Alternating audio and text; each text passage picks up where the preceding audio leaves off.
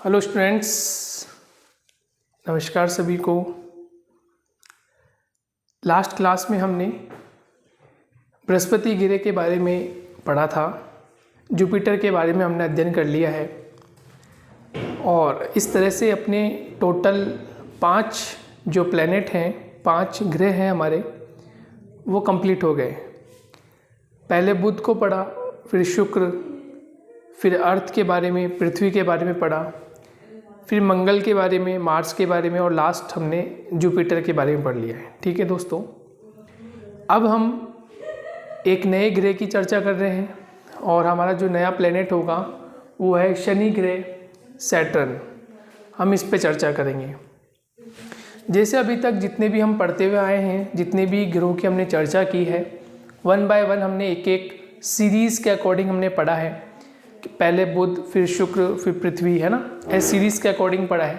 तो सीरीज़ के अकॉर्डिंग हम आगे भी पढ़ते जा रहे हैं क्योंकि अब हमारे 3 ग्रह और 2 ग्रह और बाकी है। शनि पढ़ लेने के बाद हमारे पास 2 और ग्रह हैं, अरुण और वरुण। इन 2 की ओर हम चर्चा करेंगे और उसके बाद हम आ जाएंगे 2 इम्पोर्टेंट जनरल फैक्ट्स हैं। एक हम पढ़ेंगे क्षुद्र ग्रह के बारे में, एस्टेरॉइड्स के बारे में पढ़ेंगे, और एक हम पढ़ेंगे मीटियोरॉइड्स के बारे में, उल्काएं क्या होती हैं उनके बारे में कुछ सामान्य जानकारी हम आपको देंगे।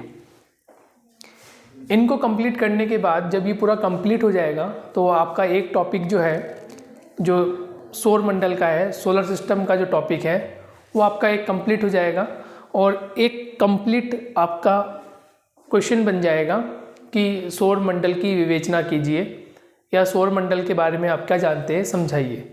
तो लॉन्ग क्वेश्चंस एक आपका तैयार हो जाएगा। ठीक है, एक तो ये लॉन्ग क्वेश्चन इस तरह से पूछा जाता है कि सौर मंडल की विवेचना कीजिए, है ना, सौर मंडल किसे कहते हैं, सौर मंडल की विवेचना कीजिए। तो इसमें आपको पूरा सौर मंडल के बारे में लिखना होता है। सबसे पहले सूर्य के बारे में और फिर उसके बाद 1 बाय 1 आपको 8 जो ग्रह हैं हमारे उनके बारे में लिखना होता है। या फिर कभी कभी ऐसा भी होता है कि क्वेश्चन जो होते हैं, जैसे हम पहले वीडियो में मैंने आपको बताया था सिलेबस के बारे में, तो वहाँ मैंने आपको बताया था कि आपके 15 क्वेश्चंस आपके होंगे जो शॉर्ट होंगे, जिनको आपको 1 लाइनर या 2 लाइनर या 2 स्टेटमेंट में, 3 स्टेटमेंट में आपको लिखना होगा। ठीक है, जिसको हम पार्ट ए बोलते हैं। फिर पार्ट बी आता है जिसमें 10 क्वेश्चंस आते हैं। फिर पार्ट आपका सी आता है जिसमें 3 बड़े क्वेश्चंस आते हैं। ठीक है, 3 यूनिट के प्रश्न आते हैं आपके, वो आपको देने होते हैं। तो जो 1 लाइनर 2 लाइनर जो क्वेश्चंस होते हैं उनके आंसर आपको लिखने होते हैं ना दोस्तों। तो उसमें आपसे एक प्रश्न ऐसे भी पूछा जा सकता है सिंपल वे में कि बुध ग्रह क्या होता है, ठीक है, या शुक्र ग्रह किसे कहते हैं ना, इस प्रकार से भी क्वेश्चन पूछा जाता है। तो आपको वो 1 लाइनर 2 लाइनर या 1 स्टेटमेंट 2 स्टेटमेंट 3 स्टेटमेंट के अकॉर्डिंग आपको लिखना होता है। तो यहाँ से इस प्रकार से भी आपसे प्रश्न पूछे जा सकते हैं। जरूरी नहीं है कि हम आपसे जो क्वेश्चन पूछे लॉन्ग ही क्वेश्चन पूछा जाए, उसका शॉर्ट भी पूछा जा सकता है। तो हम दोनों तरह से तैयारी करें। शॉर्ट को पढ़ेंगे तो लॉन्ग अपना आप बना सकते हैं, और यदि हम केवल शॉर्ट ही पढ़ेंगे तो फिर हम क्या करेंगे, फिर शॉर्ट पे रह जाएंगे, फिर लॉन्ग हम नहीं कर पाएंगे। तो हमें दोनों तरफ से देखना होगा, शॉर्ट प्लस लॉन्ग। ठीक है,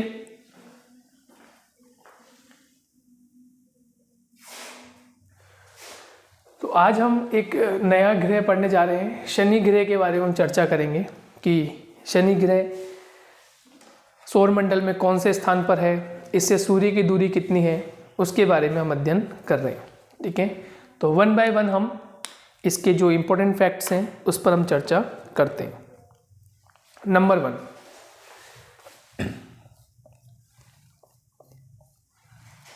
शनि ग्रह पढ़ रहे हैं और नंबर 1 हम पढ़ रहे हैं कि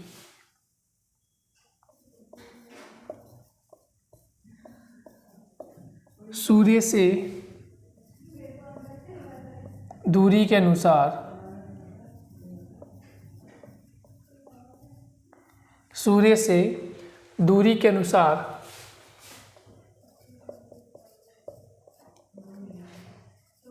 शनि ग्रह का 6ठा स्थान है। ठीक है, सूर्य से दूरी के अनुसार हम देखें तो शनि ग्रह का 6ठा स्थान है, यानी कि नंबर 1 पहले बुध ग्रह, फिर शुक्र, फिर पृथ्वी, फिर मंगल, फिर बृहस्पति और फिर 6 नंबर पे कौन सा आता है, तो 6 नंबर पे आता है आपका शनि, सैटर्न। ठीक है। नेक्स्ट, सूर्य से जो इसकी दूरी है, नेक्स्ट पॉइंट लिखना है आपको। सूर्य से दूरी के अनुसार शनि ग्रह का 6ठा स्थान है। अब हम बात कर रहे हैं सूर्य से दूरी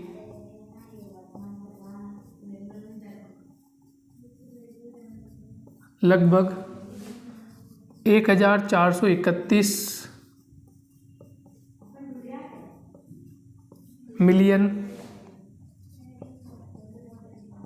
किलोमीटर दूर है। ठीक है। सूर्य से दूरी लगभग, अब दूरी की बात कर रहे हैं यानी हम डिस्टेंस की बात कर रहे हैं। यहाँ तो हमने बात की थी स्थान की, कि स्थान के अनुसार सूर्य से दूरी के अनुसार जो स्थान है वो 6ठा स्थान है, 1 2 3 4 ऐसे स्थान।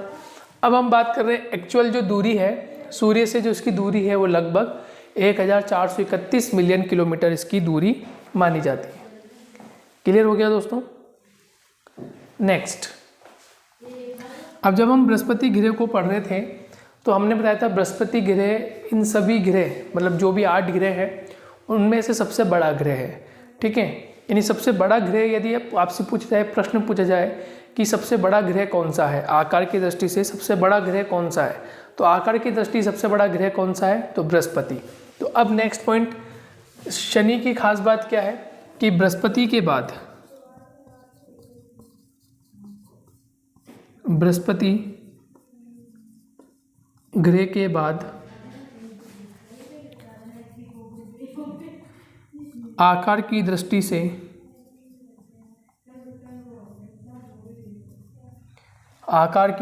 से दूसरा सबसे बड़ा ग्रह, दूसरा सबसे बड़ा ग्रह शनि है।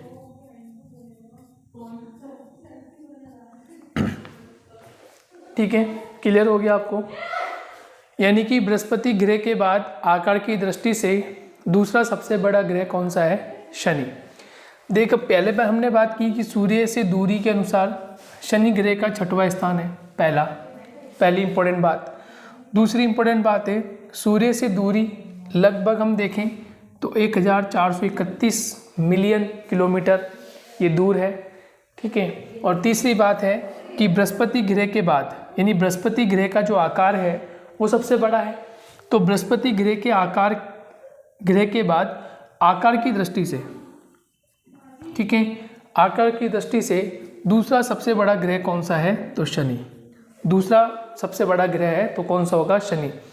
दूसरा सबसे बड़ा ग्रह, इसका मतलब जो पहले स्थान पर जो फर्स्ट सबसे बड़ा ग्रह है वो कौन सा है, बृहस्पति। क्लियर। और दूसरा सबसे बड़ा ग्रह कौन सा होगा, तो शनि। क्लियर हो गया, नोट कीजिए आप इसको। नेक्स्ट इंपॉर्टेंट बात पे हम बात करते हैं। 3 इसकी इंपॉर्टेंट बात हो गई। चौथे इंपॉर्टेंट की बात करते हैं कि क्या इसकी खास बात है। नेक्स्ट, शनि ग्रह का व्यास,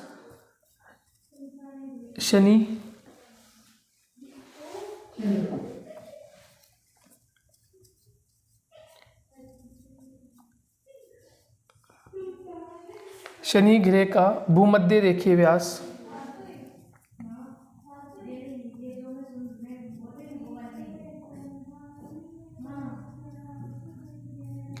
देखिए, आपको पता है जब हम व्यास की बात करते हैं, डायमीटर की बात करते हैं, तो सबसे बड़ा ग्रह कौन सा, अभी हमने बताया बृहस्पति। तो यदि सबसे बड़ा ग्रह बृहस्पति है तो उसका व्यास भी बड़ा होगा। अब दूसरे स्थान पर सबसे बड़ा ग्रह कौन सा है, शनि है। ठीक है। तो शनि का जो व्यास होगा वो बृहस्पति ग्रह के व्यास से कम होगा, नेचुरल है। ठीक है, कम ही होगा, नेचुरल बात है। तो इसका व्यास फिर कितना है, तो इसका व्यास है 1,20,536 किलोमीटर। तो शनि ग्रह का भूमध्य रेखीय व्यास 1,20,536 किलोमीटर आंका गया है।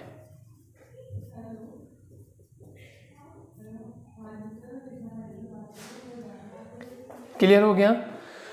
शनि ग्रह का भूमध्य रेखीय व्यास 1,20,536 किलोमीटर आंका गया है। यानी अब हम जो भी बात कर रहे हैं वो हम बृहस्पति ग्रह के एस्पेक्ट में रह के कर रहे हैं। यानी बृहस्पति ग्रह देखिए आकार में सबसे बड़ा था, बृहस्पति ग्रह का जो भूमध्य रेखीय व्यास था वो सबसे अधिक था। अब हम शनि को पढ़ रहे हैं तो शनि की तुलना हम बृहस्पति के कंपैरिजन में लेकर कर रहे हैं। जैसे बृहस्पति ग्रह के बाद आकार की दृष्टि से दूसरा सबसे बड़ा ग्रह शनि, ठीक है। फिर शनि ग्रह का भूमध्य रेखीय व्यास जो है वो कितना है, 1,20,536 किलोमीटर। क्लियर हो गया। तो हम कंपैरिजन किससे कर रहे हैं, बृहस्पति ग्रह से, क्योंकि बृहस्पति ग्रह आकार की दृष्टि से सबसे बड़ा ग्रह है। दूसरा सबसे बड़ा ग्रह कौन सा हो गया, शनि हो गया। क्लियर हो गया बात। नेक्स्ट, अब हम गति की बात करें, यानी इसकी स्पीड की बात करते हैं, इसके घूर्णन की गति की बात करते हैं। तो सबसे अधिक गति किसकी है, आकार की दृष्टि से बृहस्पति सबसे बड़ा है। तो गति के अनुरूप भी हम देखें तो गति के अनुरूप भी बृहस्पति की स्पीड जो है वो सबसे अधिक है। तो स्पीड के अनुसार हम देखें तो द्वितीय स्थान पे किसका स्थान आता है, तो शनि का। ठीक है। तो अब हम स्पीड की बात करते हैं कि स्पीड के आधार पर हम चर्चा करें कि बृहस्पति के बाद शनि जो सैटर्न है हमारा प्लेनेट है उसकी फिर कितनी स्पीड है, वो कितनी तेज घूमता है। ठीक है। तो यहाँ लिखेंगे बृहस्पति ग्रह के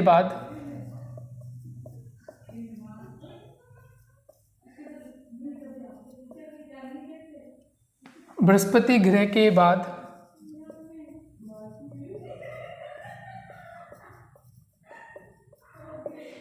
सबसे तेज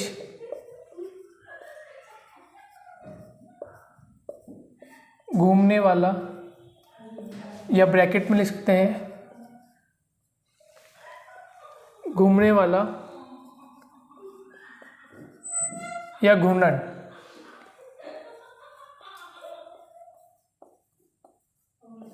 का समय, यानी कितने घंटे में ये पूर्ण कर लेता है। ठीक है।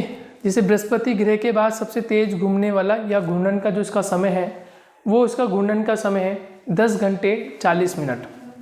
यानी कि 10 घंटे 40 मिनट में 10 घंटे 40 मिनट में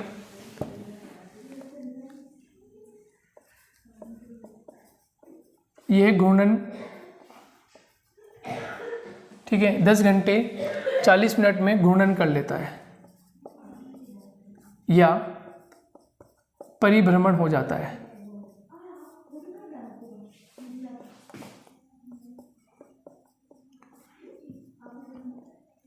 ये इसकी इंपॉर्टेंट बात है। ठीक है।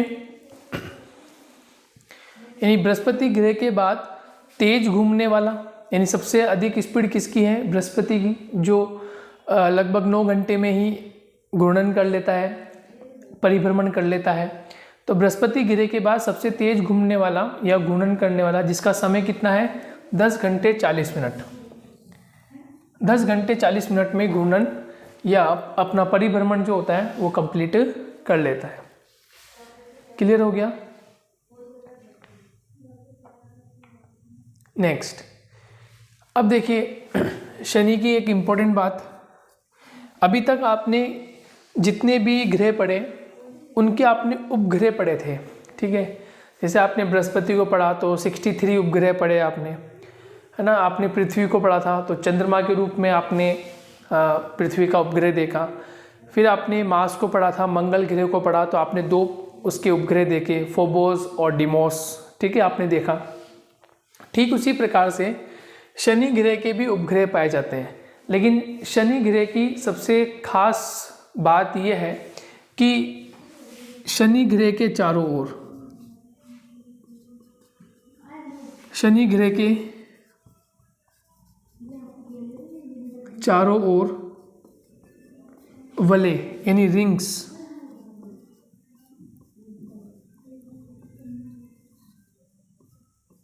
पाई जाती है।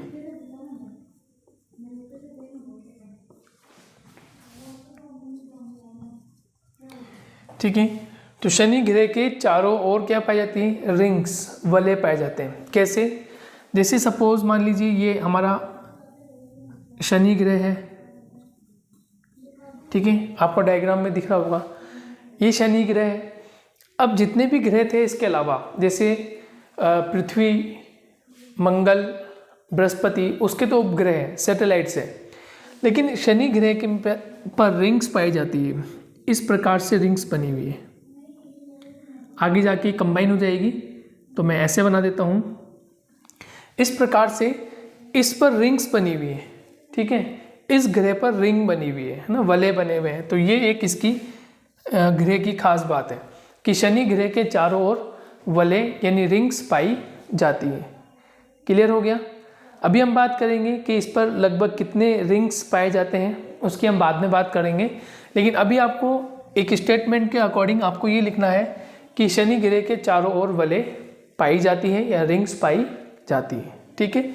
और डायग्राम में आपको दिख रहा है, आप इस तरह से डायग्राम बना सकते हैं। नेक्स्ट हम बात करते हैं शनि ग्रह का घनत्व। शनि ग्रह का घनत्व यानी इसकी डेंसिटी हम बात करें तो इसकी डेंसिटी है 0.69 kg/m³, ठीक है।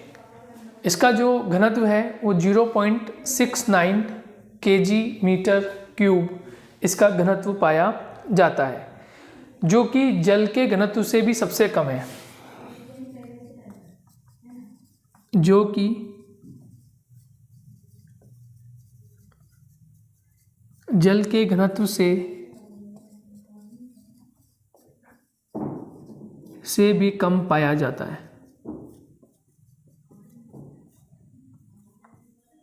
जो कि जल के घनत्व से भी कम पाया जाता है। इसका मतलब ये है कि जल का घनत्व शनि के घनत्व से कहीं अधिक है। इसका मतलब ये हुआ कि यदि जल कहीं किसी क्षेत्र में महासागर है, किसी क्षेत्र में महासागर स्थित हो और महासागर का जो घनत्व है या जल का जो घनत्व है यदि शनि के घनत्व से अधिक होगा तो शनि ग्रह जो है वो महासागर पर तैर सकता है ना। आप देखो, इसको ऐसे समझ लो, शनि है ना, है तो ग्रह, आप इसको कुछ समय के लिए गेंद मान लीजिए, ठीक है। जो क्रिकेट खेलने की गेंद होती है आप उसको वो मान लीजिए कुछ समय के लिए। तो जितने भी ग्रह हैं, ठीक है, जितनी भी पृथ्वी है, मंगल है, बृहस्पति है, शनि है, बुध है, शुक्र है, वो जितने भी ग्रह हैं आप मान लीजिए कि वो एक गेंद के रूप में है, ठीक है। क्रिकेट की जो बॉल होती है, बच्चे के खेलने की बॉल होती है, आप उस तरह से मान लीजिए। या फुटबॉल खेलते हैं तो उसमें जो प्रयोग में लाई जाने वाली जो फुटबॉल होती है, जो बॉल होती है, आप वो मान लीजिए फॉर एग्जाम्पल, ठीक है। अब देखिए, उसको ऐसे समझिए, मान लेते हैं ये गेंद है, यानी शनि जो है, शनि जो ग्रह है वो एक प्रकार से हमने उसको एग्जाम्पल पे क्या मान लिया कि ये क्या है, गेंद है, ठीक है। तो शनि का जो घनत्व है ना, शनि ग्रह जो है उसका घनत्व है जो है, मान लेते हैं अब हमने एग्जाम्पल लिया गेंद, है ना, यानी हमने बॉल का एग्जाम्पल लिया। इस बॉल का घनत्व कितना है, 0.69 kg/m³, ठीक है। ये किसका घनत्व माना हमने, शनि का। और शनि को हम क्या मान रहे हैं, एक गेंद, एक बॉल आकार का मान रहे हैं, ठीक है। क्योंकि जितने भी ग्रह हैं वो सबकी आकृति लगभग एक जो शेप है इनका वो स्पाइरल शेप है, यानी एक वृत्तीय क्षेत्र, वृत्तीय आकार है इनका, वृत्तनुमा आकृति है। तो हम इसको क्या मान रहे हैं, एक फॉर एग्जांपल हमने इसको बॉल माना, और इस बॉल का जो घनत्व है, जो डेंसिटी है, वो डेंसिटी इसकी कितनी है, इसका घनत्व कितना है, 0.69 kg/m³। क्लियर हो गया, यहाँ तक बात आपको समझ में आ गई। अब एक ये महासागर है, ठीक है, कोई महासागर है और महासागर में क्या भरा हुआ है, जल। तो महासागर में जो जल भरा हुआ है, इस जल का जो घनत्व होगा, यानी इस जल का जो घनत्व होगा वो शनि ग्रह के घनत्व से, शनि ग्रह के घनत्व से अधिक होगा।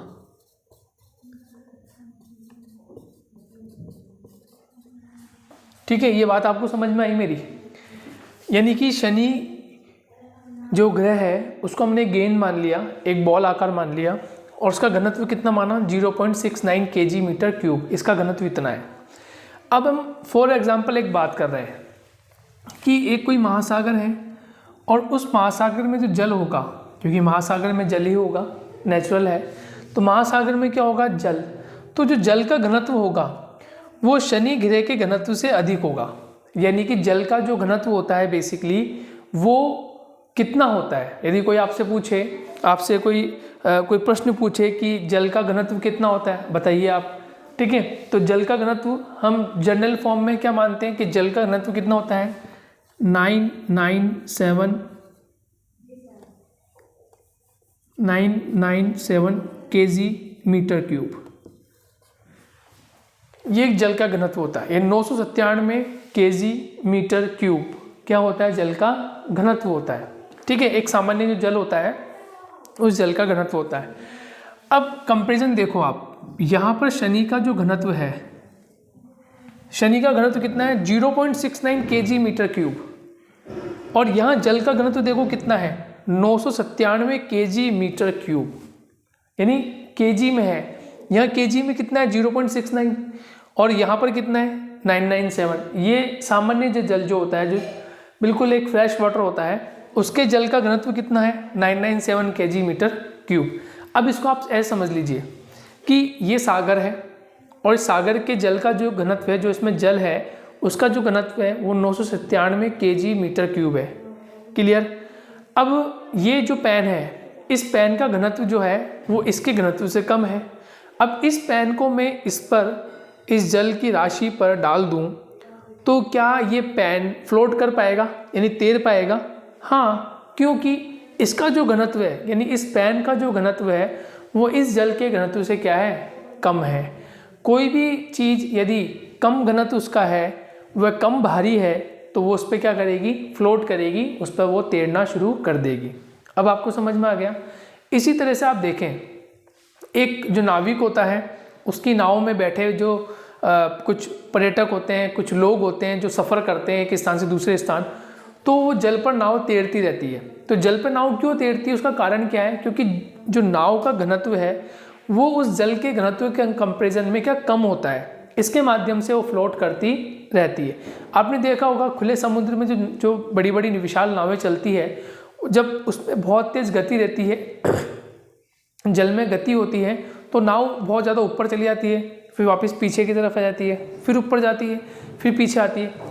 उसका कारण ये होता है कि जो नाव का घनत्व होता है वो कम होता है जल की अपेक्षा। ठीक है, तो कहने का मतलब ये है कि शनि ग्रह का घनत्व 0.69 kg मीटर क्यूब है, जो कि जल के घनत्व से भी कम पाया जाता है। इसका मतलब एक अथाह राशि, एक बड़ा महासागर हो और उस पर शनि ग्रह को रख दिया जाए तो शनि ग्रह क्या ट्रैवल कर सकता है। ये समझ में आ गया? डूबेगा नहीं, कहने का मतलब क्या है, वो डूबेगा नहीं, वो ट्रैवल कर सकता है। ये बात समझ में आ गई? नोट कर लीजिए, आप इसका स्क्रीनशॉट ले लीजिए।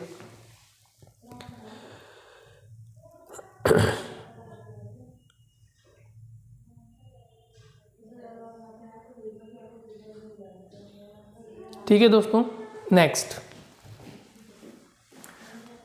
लिखते हैं, शनि ग्रह सूर्य की परिक्रमा,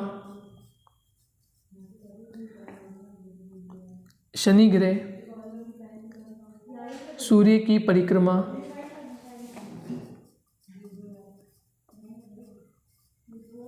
29.37 वर्षों में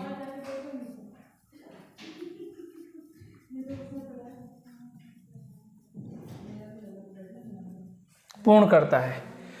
शनि ग्रह सूर्य की परिक्रमा 29.37 वर्षों में पूर्ण करता है। ठीक है, और शनि, अभी हम आगे बात करते हैं, पहले इन 4 पॉइंट को डिस्कस कर लेते हैं एक बार वापस।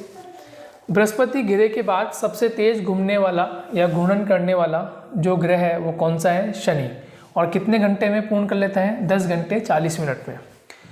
फिर नेक्स्ट है शनि ग्रह के चारों ओर वलय यानी रिंग्स पाए जाते हैं, ये आपको ध्यान रखना है, और किसी अन्य ग्रह में नहीं, एक अरुण में पाए जाएंगे, लेकिन अभी तक हमने सिर्फ शनि पर ही रिंग्स पढ़े हैं, है ना। अभी अरुण को पढ़ेंगे तो अरुण पर भी रिंग्स पाए जाते हैं। तो शनि ग्रह के चारों ओर वलय पाई जाती है, नहीं रिंग्स पाई जाती है, इस तरह से आप समझ लें। शनि ग्रह का घनत्व 0.69 kg मीटर क्यूब है, जो कि जल के घनत्व से भी कम पाया जाता है। और नेक्स्ट है कि शनि ग्रह सूर्य की परिक्रमा 29.37 वर्षों में पूर्ण कर लेता है। ठीक है, तो ये कुछ इंपॉर्टेंट बातें हैं। अब हम इसको साफ कर देते हैं और नेक्स्ट जो इंपॉर्टेंट पॉइंट है उस पर चर्चा करते हैं।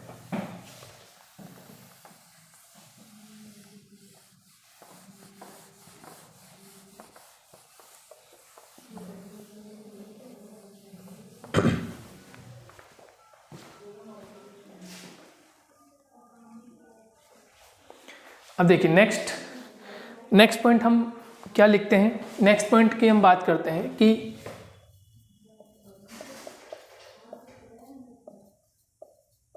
शनि ग्रह पर हाइड्रोजन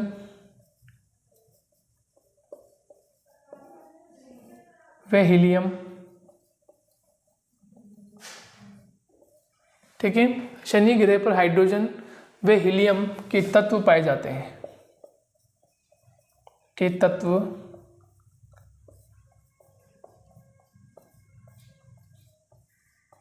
पाए जाते हैं। शनि ग्रह पर हाइड्रोजन व हीलियम के तत्व पाए जाते हैं, ठीक है। और ये तत्व कैसे हैं? हल्के, ठीक है। तो आप ऐसे लिख लीजिए, अर्थात ये हल्के पदार्थ हैं, अर्थात ये हल्के पदार्थों से बना है, अर्थात ये हल्के पदार्थों से बना है। जब देखिए आप बृहस्पति ग्रह को पढ़ते हैं तो बृहस्पति ग्रह भी हल्के पदार्थों से बना हुआ है, उसमें भी हाइड्रोजन और हीलियम के तत्व पाए जाते हैं, है ना दोस्तों। लेकिन देखिए इसका जो घनत्व है वो बहुत ही कम है, और उसका घनत्व कितना है? 0.69 kg मीटर क्यूब। तो यहाँ पर आपको ये ध्यान रखना है, यदि किसी ग्रह में हल्के पदार्थ सम्मिलित हैं, किसी ग्रह में हल्के पदार्थ सम्मिलित होंगे तो नेचुरल है उसका जो घनत्व होगा वो कम होगा, ठीक है। तो ये एक इम्पोर्टेंट बात आपको समझ में आ गई। शनि ग्रह पर हाइड्रोजन और हीलियम के तत्व पाए जाते हैं, अर्थात ये हल्के पदार्थों से बना हुआ है।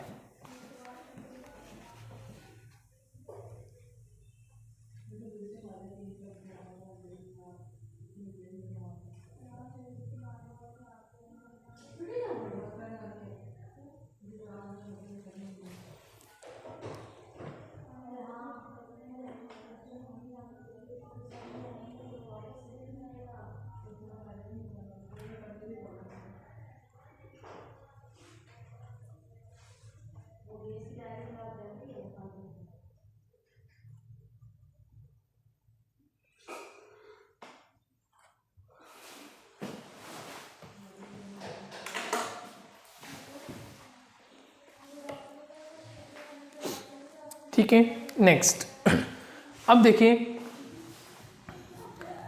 शनि ग्रह पर जो रिंग्स पाए जाते हैं, जो वलय पाए जाते हैं, इसकी खोज सबसे पहले गैलीलियो ने की थी, ठीक है। तो ऐसे लिखेंगे,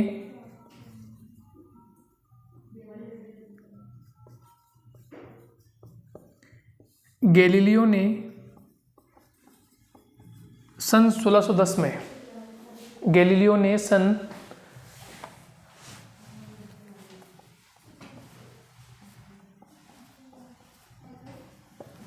1610 में दूरबीन की सहायता से,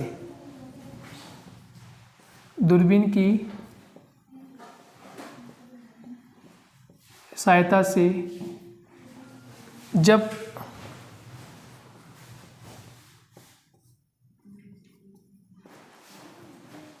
शनि ग्रह को देखा,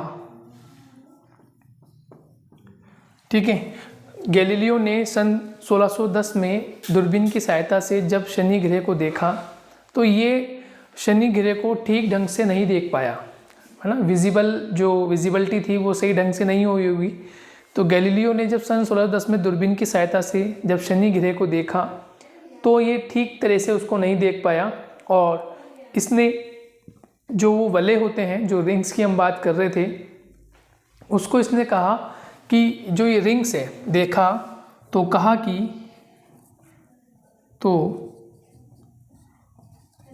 कि ये रिंग यानी वलय शनि के कान हैं।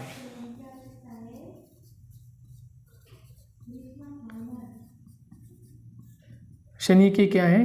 कान है। यानी कि Saturn has earn years. Saturn has years.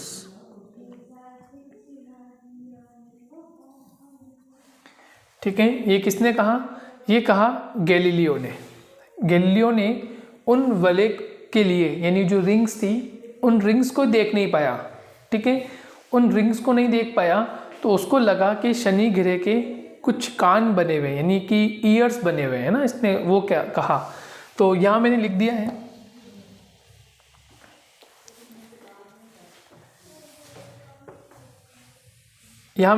है, कि गैलीलियो ने सन 1610 में दूरबीन की सहायता से जब शनि ग्रह को देखा तो कहा कि ये रिंग यानी जो वलय है वो शनि के क्या है? कान है, यानी ईयर्स हैं। सैटर्न हैज़ ईयर्स, यानी कि शनि के क्या है? कान है। ठीक है, ये एक इम्पोर्टेंट बात है जो आपको ध्यान रखनी है। कोई आपसे पूछे कि जो शनि ग्रह पर रिंग्स पाए जाते हैं, वलय पाए जाते हैं, उसको कान कहने का जो दर्जा था वो किसने दिया? तो आपको पता चल गया अब किसने दिया, तो गैलीलियो ने दिया। और गैलीलियो ने कब दिया? 1610 में। वर्ष 1610 में दूरबीन की सहायता से गैलीलियो ने जब इनको देखा तो इसने कहा कि ये शनि के क्या है? ये शनि के कान हैं। ठीक है,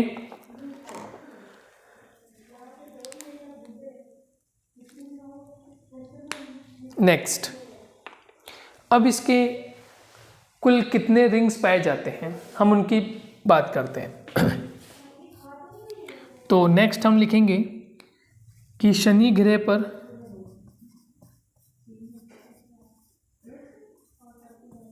शनि ग्रह के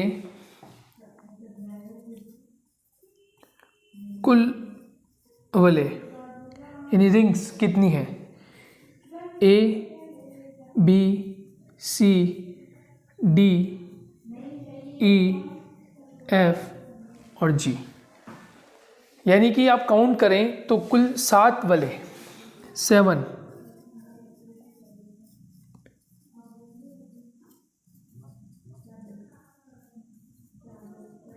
यानी कि शनि ग्रह के कुल कितने वलय पाए जाते हैं?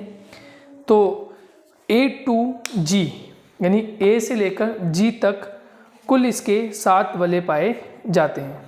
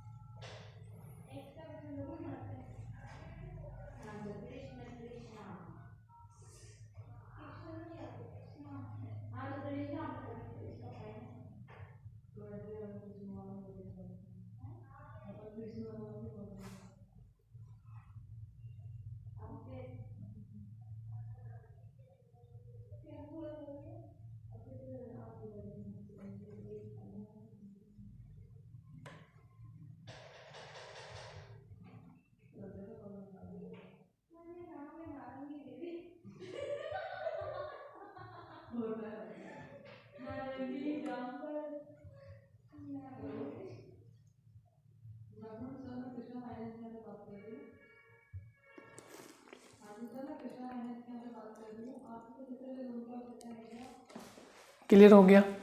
तो ABCDEFG कुछ 7 वलय पाए जाते हैं और जिसमें से जो G वलय है, या लिख लीजिए जिसमें से जो G वलय है वह सबसे पतला है।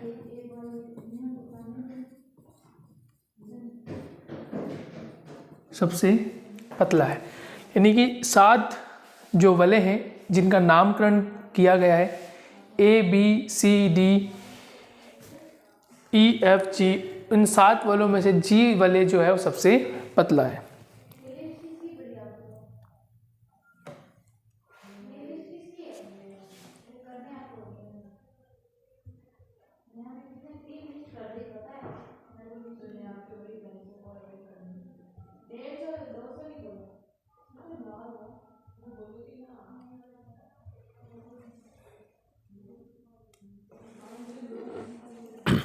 ठीक है दोस्तों, लिख लीजिए आप इसे।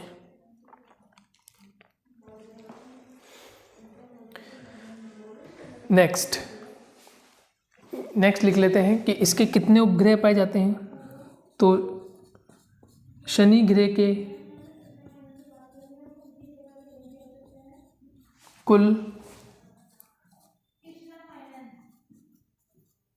कुल 60 उपग्रह हैं,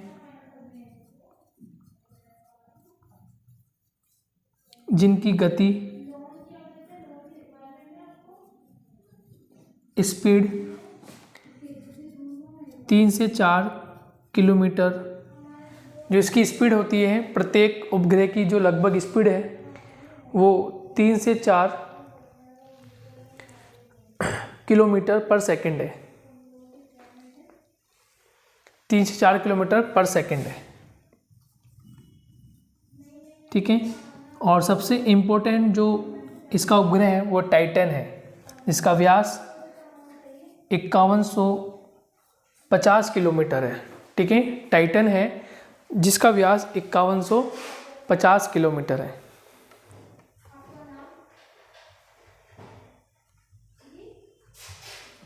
क्लियर हो गया। और टाइटन जो उपग्रह है वो एक चमकीला उपग्रह है और जिसके लिए वैज्ञानिकों ने दिलचस्पी दिखाई है।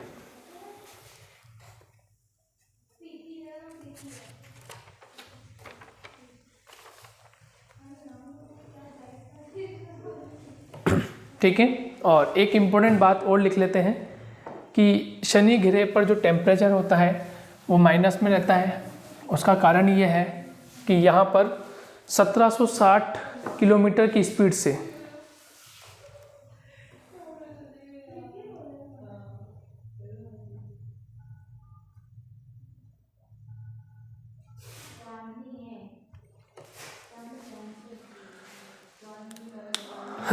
लिख लीजिए आप यहाँ पे नेक्स्ट पॉइंट,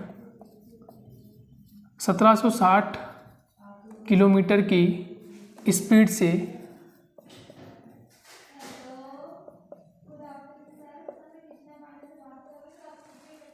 1760 किलोमीटर की स्पीड यानी गति से यहाँ तेज़ हवाएं चलती हैं।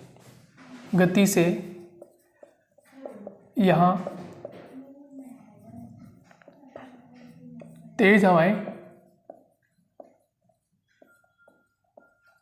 तेज़ हवाएं चलती हैं।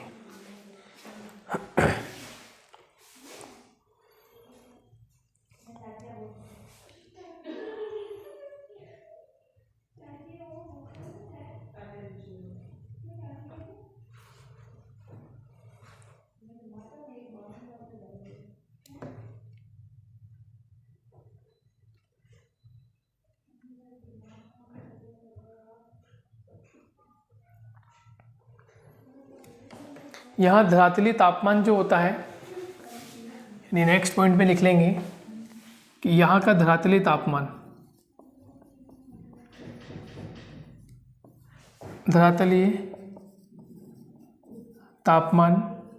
-180 डिग्री सेंटीग्रेड होता है। ठीक है, 180 डिग्री सेंटीग्रेड यहाँ का धरातली टेम्परेचर रहता है। तो ये कुछ महत्वपूर्ण बातें हमने शनि के बारे में पढ़ी है, शनि के बारे में जान लिया है।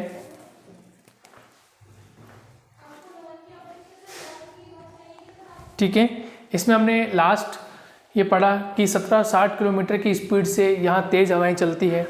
ठीक है, जो कि एक बहुत महत्वपूर्ण फैक्टर यहाँ रहता है, जिसके कारण धरातली तापमान जो है वो -180 डिग्री सेंटीग्रेड तक हो जाता है। उसके अलावा हमने पढ़ा कि गैलीलियो ने सन 1610 में दूरबीन की सहायता से जब शनि ग्रह को देखा था, तो उसने कहा कि इसके चारों ओर जो रिंग बने हुए हैं, तो उसने उसको रिंग नाम नहीं दिया, उसने इसको कहा ये शनि के क्या है, कान है, यानी सैटर्न हैज़ ईयर्स, ये शनि के क्या है, कान है। देखिए उसने रिंग नहीं कहा, ध्यान रखना है कि गैलीलियो ने उसको रिंग नहीं कहा, बल्कि उसने उसको क्या कहा, ये शनि के कान है। रिंग तो कहने वाले अन्य भूगोलवेता रहे हैं जिन्होंने इस पर रिसर्च किया, इसको देखा, जाना, उन्होंने कहा।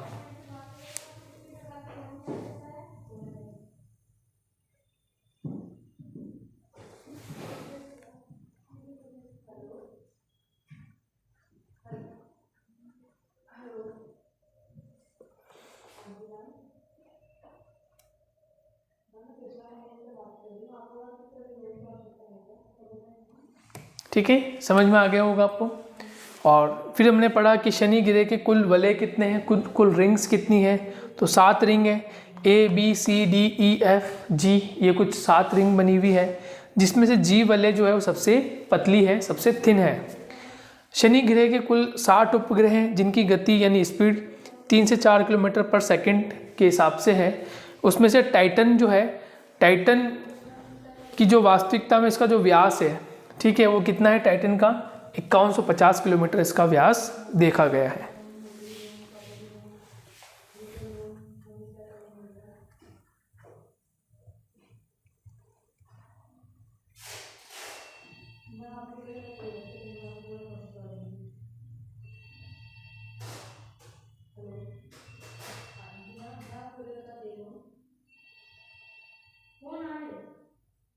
क्लियर हो गया?